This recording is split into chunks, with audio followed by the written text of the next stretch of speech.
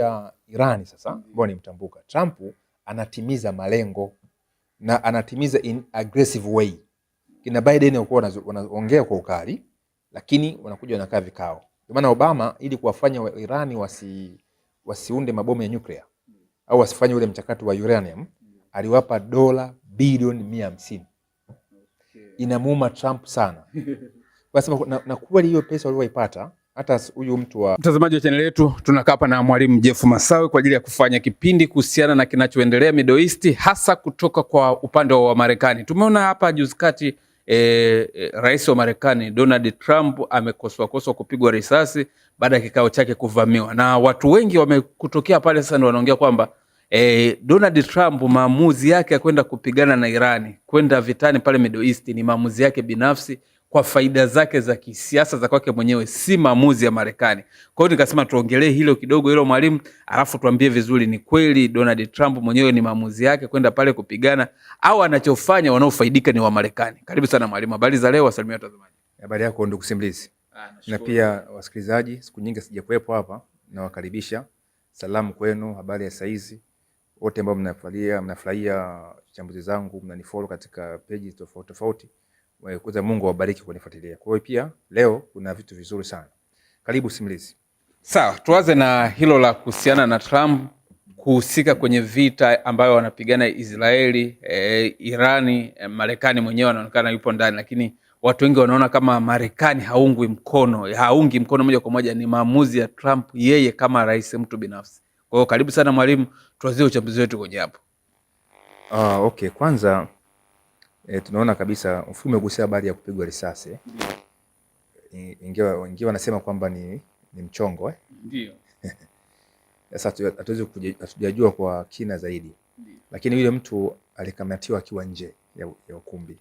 Na wengi wanafikiri kwamba ni ikulu ya Marekani, White House. Okay. White House hicho jambo lisingekuwepo. Kwanza ungeingilia wapi? Ilikuwa ni ukumbi unaitwa Hilton Washington. Ukumbi uko kando kidogo.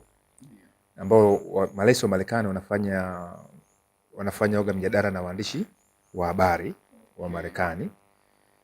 Na mara nyingi hiyo afra inachukuliwa kama pia kama comedy. Mta rais anachekesha wananchi au wale waliohudhuria mle ndani. Unajua Marekani kidogo ni nchi huru.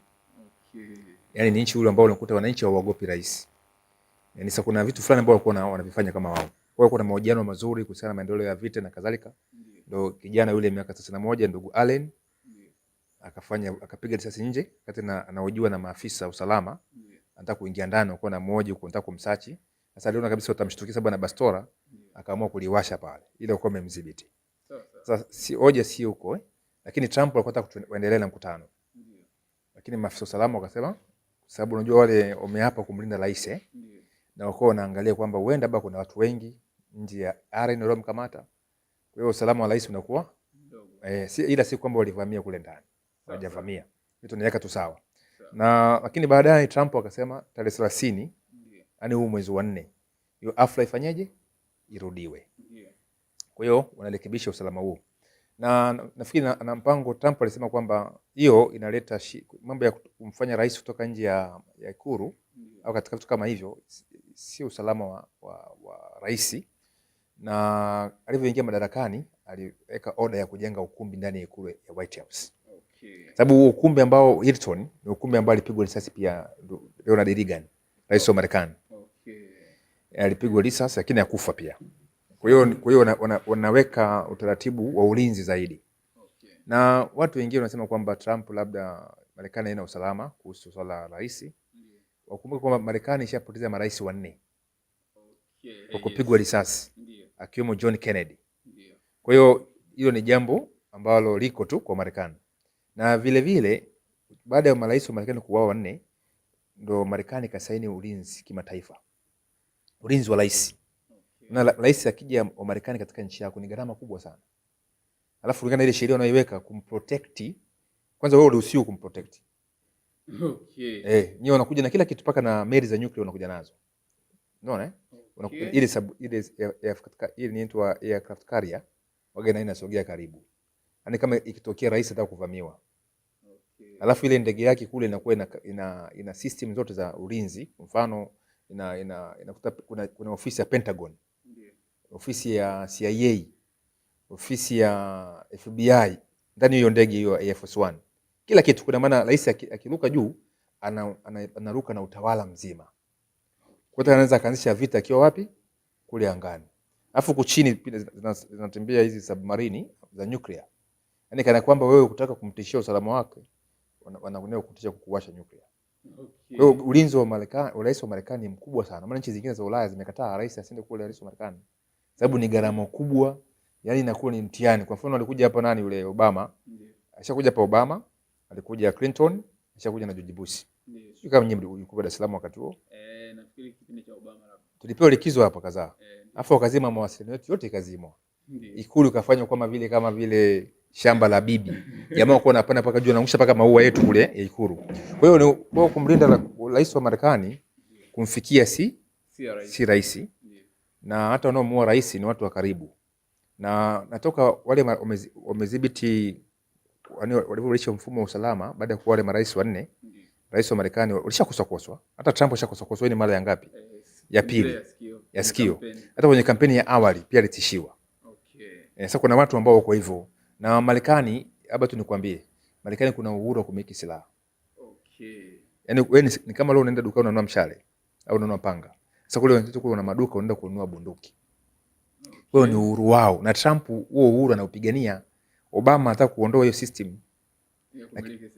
Akasema sababu kuna mauaji yanatokea Marekani, lakini akasema hiyo ni sheria ya Marekani, katiba yao inawaruhusu kupigania ama kulinda uhuru wao. Kwa hiyo kumiliki ile silaha ni kwamba ikitokea endapo kuna tishio la uhuru wa Marekani.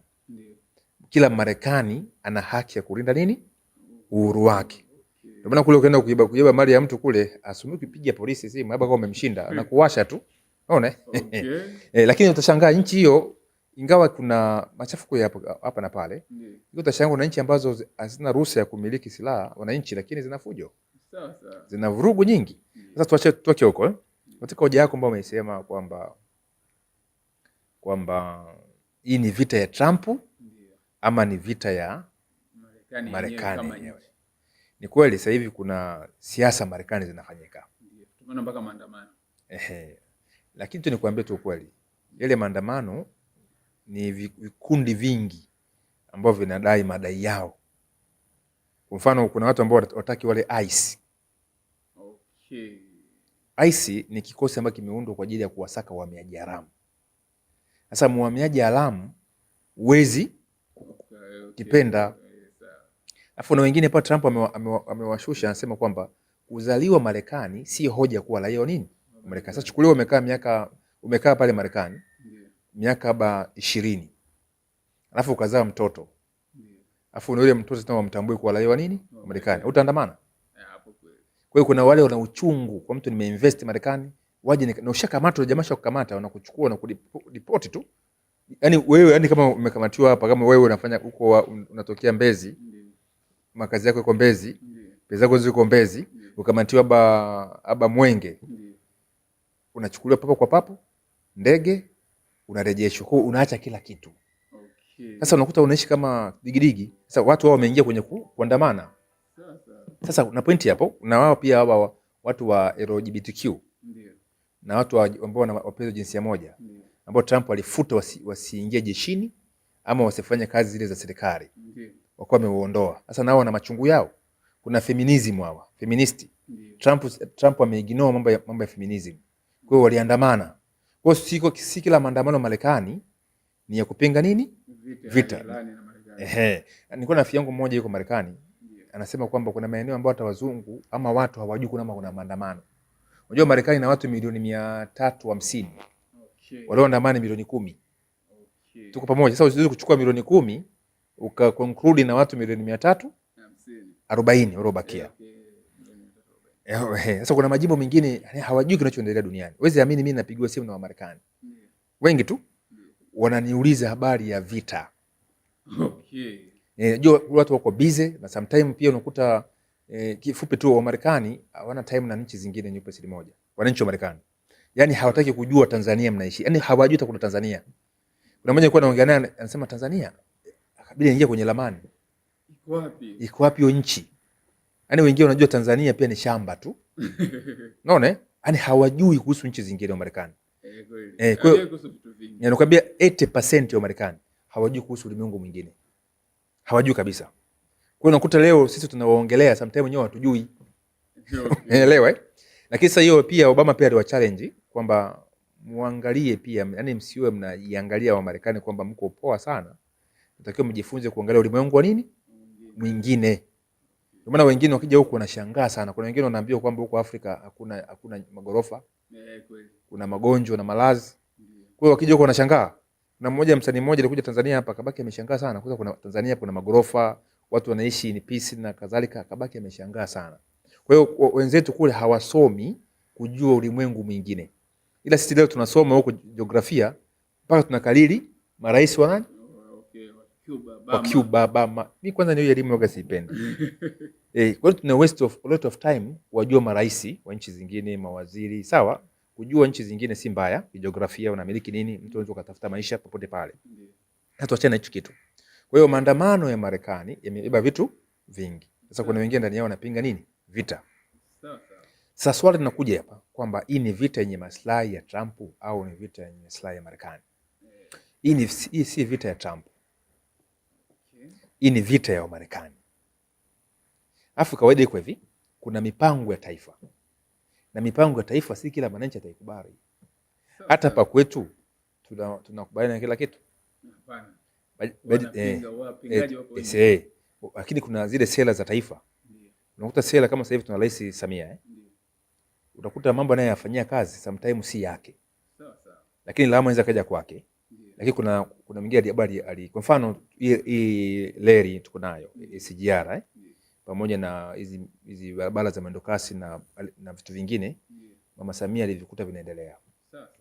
Sawa kwa anaweza kapingwa labda na kwa hoja kwamba baba umechelewesha, baba kuna mambo yamepungua, lakini ukiangalia mkakati ni wa nani? Tayari ni wa nchi yenyewe. Nchi yenyewe, lakini unaweza kwa Magufuli. Lakini ukichimba kwa Magufuli utakuta mkakati kwanza kwa Magufuli. Utakuta mpango wa mwendokasi kwa Kikwete. Sasa unakuta pia ile mikakati ya vita ya Marekani au mipango yote ya Marekani, rais wa Marekani hafanyi yake mwenyewe. Rais wa Marekani anaweka sera za kutimiza mikakati ya nchi. Sasa kuna watu lazima wapinge, na kingine pale Democratic chama kuna si kwamba wao wayafanye na wakiwemo wote wayafanya, ila unakuta wanasukuma pressure ili kumtoa rais.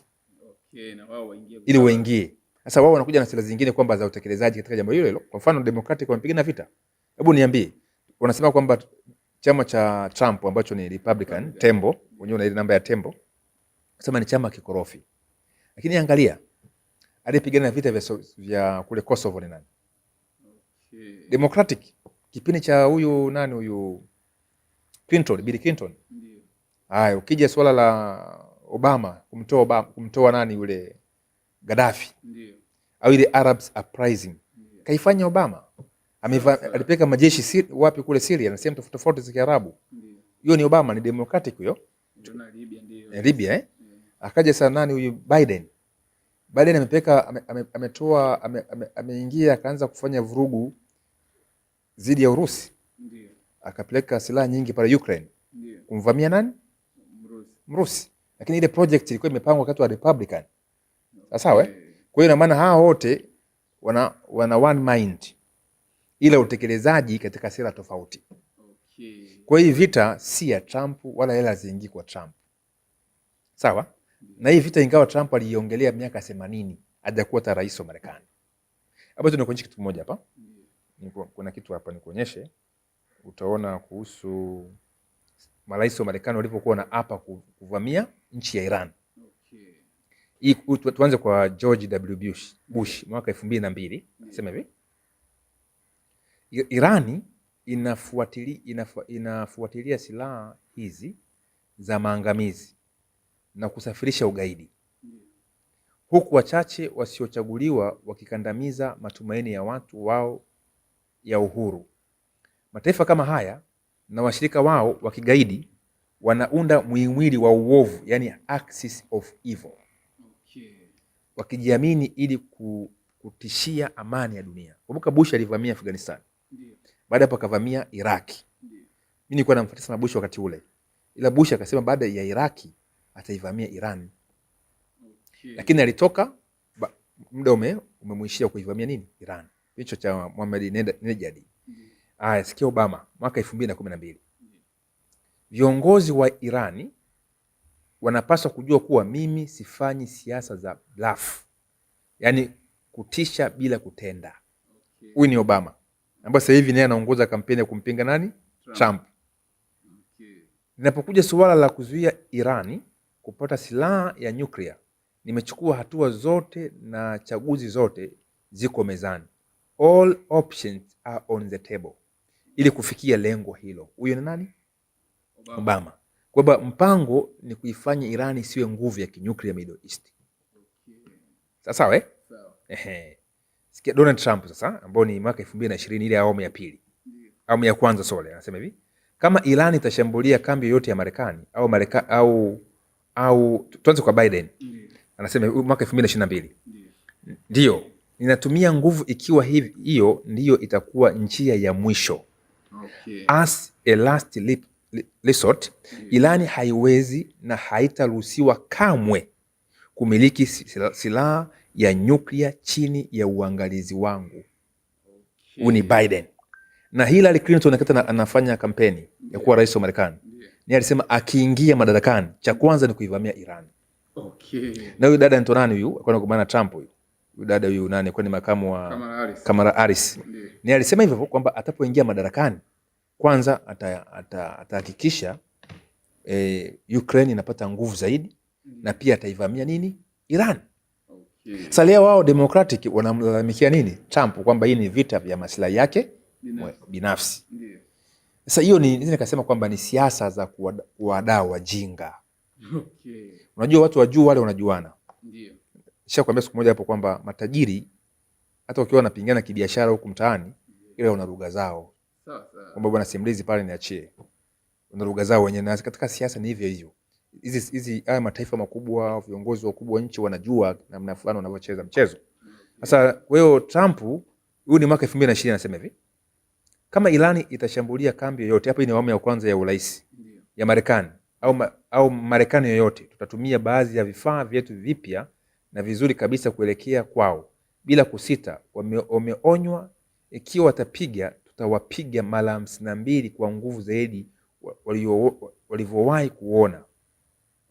Namba 52 ikiwakilisha mateka wa Marekani na wa mwaka 1979. Sababu Iran iliteka mateka. Jua Marekani wana kisasi Yaani ukiwafanyia kitu unaweza kukusubita miaka 50, miaka 10, miaka 20 kwa kufuata. Uliua Marekani. Kwa hiyo moja ya kanuni yao ni kuprotect maisha nani? Ya Marekani. Mimi hapa na wasifu kwa sababu nchi zetu hizi bwana, ukirowea sehemu fulani huko kikaumana kuja kuokolewa, aba rais tu sijui awe na moyo huo. Lakini mara nyingi nchi za Kiafrika ni oe haye tu. Sasa kwa hiyo kwa picha hii tushajibu swali kwamba hii si interest ya nani? Ya Trump peke yake. Na utakujua kwamba si interest ya Trump peke yake, bunge limemruhusu. Bunge la Marekani kuna bunge lile la wawakilishi na kuna Senate. Bunge la wawakilishi na bunge, yani wawakilishi inamaanisha kwamba wale wawakilishi wa majimbo ya Marekani. Sababu Marekani ni umoja na Senate. Sasa hao wote wamepiga kula kumruhusu Trump kupigana na nani? Kufanya operation na Iran. Sasa ukisema kwamba ni interest binafsi, na tunavyojua kwamba sauti ya bunge ndio sauti ya nani? Wananchi wenyewe. Si wananchi. Na sababu ni demokrasia, kuna wengine watapinga, kuna wengine watakubali. Kwa Trump ameruhusiwa, amepata kibali cha kufanya hivyo. Naye anajisifu kwamba marais wenzangu nyuma waliahidi kuivamia nini? Iran. Kuondoa nguvu ya nyuklia, lakini imekuwa ni mdomo, na Iran pia ilikuwa inajiboresha kinyuklia.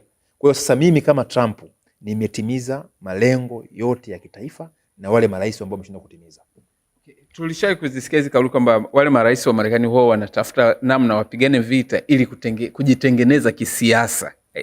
Kwa hiyo na Trump kufanya hivi anajitengeneza kisiasa. Labda hili unaweza kulizungumziaje? Kujitengenezaje kisiasa? Fafanua kidogo.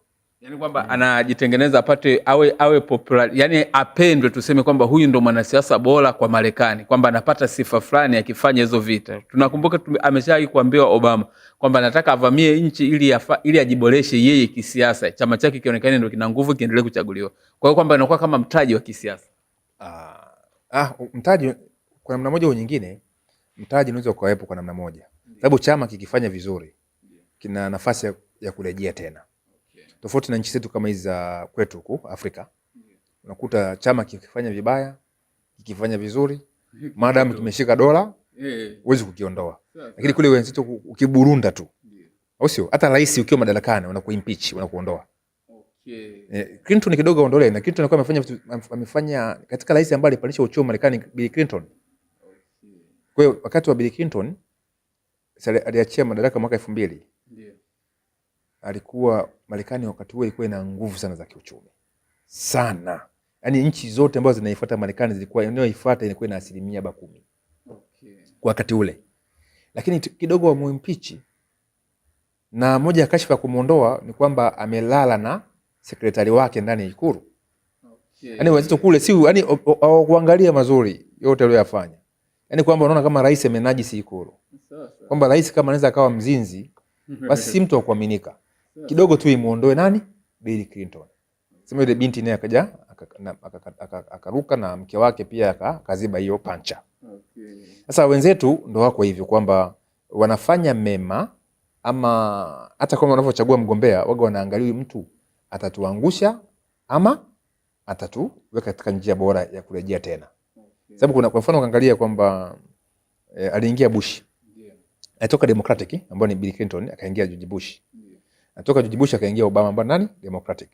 Toka Obama akaingia nani? Trump, Republican. Toka Trump akaingia Biden. Biden akarudi wapi? Akarudi Trump mwenyewe. Kwa maana unaona kama wanabadilishana. Mimi nikasema kwamba ni chama A na B. Kimoja kinahubiri ubepari, kimoja kinahubiri ujamaa. Unaona? Ingawa kile cha ujamaa kidogo kuna siri yake nyingi, wakati mwingine niweze kuweka sawa. Kile chama kililetwa kwa njia moja mbaya sana ndani ya Marekani. Ndio maana kinaenda sana kinyume pia cha sera za nini? Za Marekani. Kwa Trump anapokuja anarejesha zile sera za nini? Za Marekani. Sasa watu kwa sababu unapenda uwepesi fulani, lazima wamchukie nani? Trump. Sababu Marekani kwamba asiyefanya kazi unafanyaje? Na asile. Nchi zingine usifanye kazi ukafanyaje? Na ukala. Unajua usema Trump si mnafiki. Yeye kama ni A ni A. Kama ni B ni B. Trump afanyagi misa. Lakini wanasema hiyo Democratic ndio chama cha watu weusi, yani weusi ndio wanakipenda sana. Wanakipenda kwa sababu kilikuwa kinahubiria kwamba usawa. Hivi hicho ndio haki ya mashoga vile vile. Hata mashoga wanakipenda sababu kinahubiri usawa. Kitaka kutoa mimba sawa. Yani kwamba kenyewe akijali mambo ya maadili. Sasa Republican sera yao ni kwamba hawatambui ushoga. Hawatambui kutoa mimba. Na Bush alikuwa very strong. Kama mmemfuatilia Bush, wakati wa Bush, alipinga mambo ya abortion. Alipinga masuala ya ushoga. Ndio maana wataandamana kumpinga. Sasa alivyoingia Obama akafuta zile sera za nini? Za Bush akiko. Si kwamba amebadilisha katiba. Katiba iko pale pale. Ila kuna kitu fulani ambao Marekani wanacho, rais anaweza kaingia wale kile chama anaweza kapisha sheria za dharura. Si ya kutangua katiba. Ile ya dharura kwa ajili ya kukua jambo fulani. Sasa Obama akaingiza hiyo kitu ambacho akaharibu Marekani ikawa totally. Mpaka leo ukiingia Marekani hata kupinga ushoga inakuwa ni ngumu. Hata Trump mwaka 2016 akawa na mmoja katika kampeni yake ya kutafuta urais wa awamu ya kwanza. Walimuuliza swali. Ukiingia wewe na sera Republican inasema haitambui nini? Ushoga. Na wewe unapinga ushoga. Je, ukiingia utawafanyia nini? Utawazuru? Trump akasema mimi siwezi kuwazuru kwa sababu ni wananchi na kuna sheria ya kuwazuru, unafahamu? Lakini yeye hawezi kunini? Yeye binafsi atakubaliana nacho. Lakini uhai kama rais atalinda uhai wao. Sasa hiyo ndio hoja ambayo leo wameichukua, wameleta mwaka huu. Kwamba Trump anaunga nini? Mkono mashoga. Shoga. Lakini alivyoingia madarakani katika speech yake ya kwanza katika bunge la Senate, alikataa akasema Marekani inatakiwa irudi katika nini? Maadili. Kwa maana aliondoa wanajeshi wote wa jinsia hii moja na akafunika kwamba Obama aliweka na Biden kwamba mtu yani jinsia ni ile ambayo unajihisi. Yaani leo kihisi mimi ni mwanamke, anasema ni mwanamke. Na mwanamke akihisi ni mwanaume, anasema ni mwanaume. Sasa unakuta leo ukishajihisi wewe ni mwanamke, eti unaenda kwenye choo, unatumia choo cha wanawake. Kuna wengine ambao wamebadilisha jinsia moja kwa moja. Na kuna wengine wamejifanya hivyo. Sasa ikatokea kitu kimoja Marekani, mwanaume mmoja akasema mimi ni mwanamke. Wakamfunga jela la wanawake. Aliwatia mimba wote wale. Sasa Trump akasema unaona sasa Huo ni upumbavu, hata mtu mwenye akili anaweza kuturuhusu. Kwa akapiga marufuku. Wewe ukiwa wewe umebadilisha jinsia ya kike ni mwanaume, wewe si mwanaume, ukachange jinsia, ukajiwekea mazingira hayo, wengine wanafanya operation, utaenda kutumia choo cha wanaume. Kwa hawakutambui. Sasa niambie, umefungwa jela la wanaume, na wewe ni mwanaume, umechange nini? Jinsia, na yenyewe imewekwa hapo kwa kushonwa. Wanaenda kuing'oa huko. Sasa ndio hivyo kitu kwa akachange huo utaratibu huo. Kwa jeshi la Marekani halitambui masuala ya nini? Jinsia, mambo ya ile into masuala ya jinsia, kubadilisha jinsia. Halitambui kabisa hiyo kitu.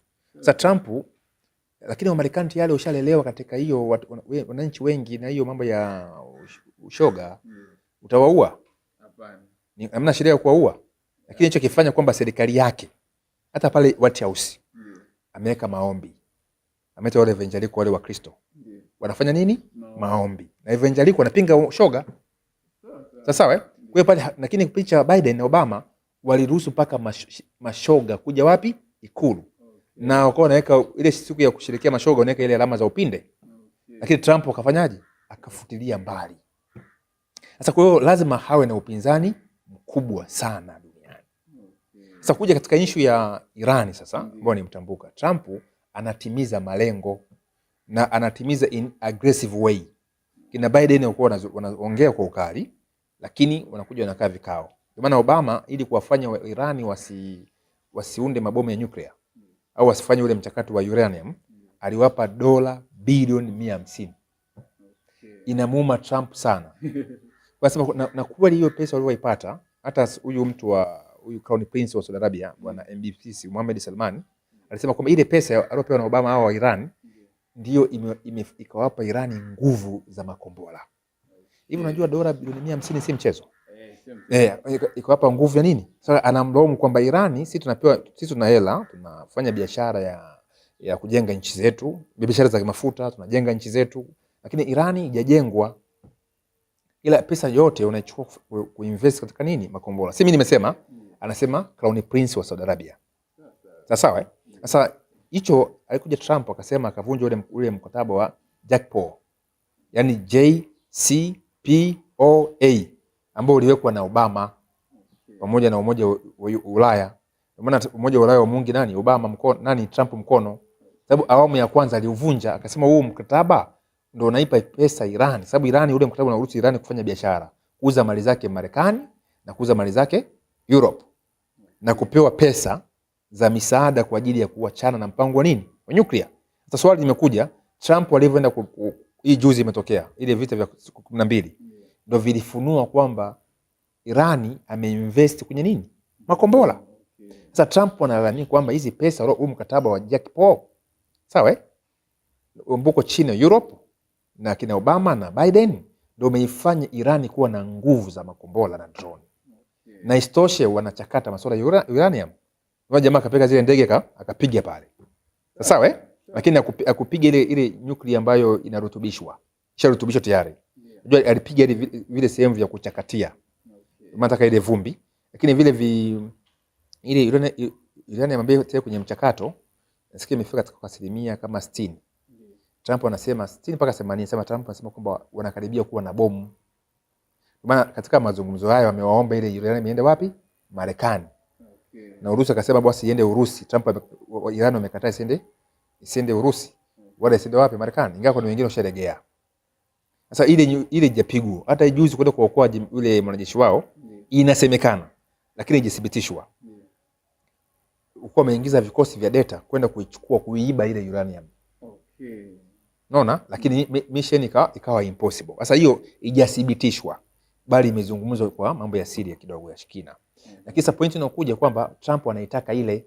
Kwa Trump akichukua ile uranium iliyotubishwa, sawa? Iliyofanywa mchakato kwenda kuwa bomu, na Iran wanasema kwamba ni kwa ajili ya mchakato wa masuala ya amani ya umeme. Nishati ya umeme. Sasa Trump anataka hiyo. Alafu anataka kwamba jamaa wasio na uwezo ile wakubaliane kwamba hawatatengeneza mabomu ya masafa marefu. Unaona? Huo ndio mchakato katika mazungumzo pale Pakistan, Islamabad. Hiyo ndio kwa Trump akifaulu atakuwa ameshinda malengo. Maana malengo ya Marekani, hii regime change imeingia tu kama kigezo. Sababu regime change haikuwepo katika mazungumzo ya nyuma.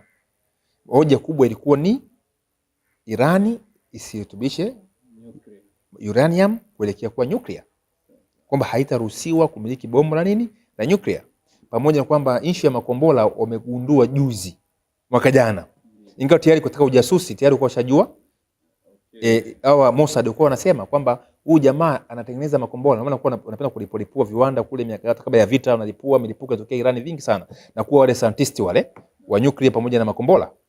Hiyo kwa ni mission za masafa marefu na silaha kali sana. Kwa hiyo ripoti ilikuwa inakataliwa na Obama, ripoti hiyo imekataliwa na Biden. Kwa hiyo Trump alivyoingia akachukua hii ripoti. Kwa ile vita vya siku 12 mwaka jana 2025 ilikuwa ni kama kuitest nguvu ya nini Iran, na Iran pia ikanyooka, wakasema kumbe. Kwa sababu Iran ni imeamua kuwa wazi kwamba swala la nuclear ni mpango wa taifa. Sasa ingawa kuna wengine wanasema nchi ya umeme, lakini RGC wako tayari au wana mpango wa kumiliki bomu la nuclear. Sasa na pia nchi ya makombola wameonyesha power yao.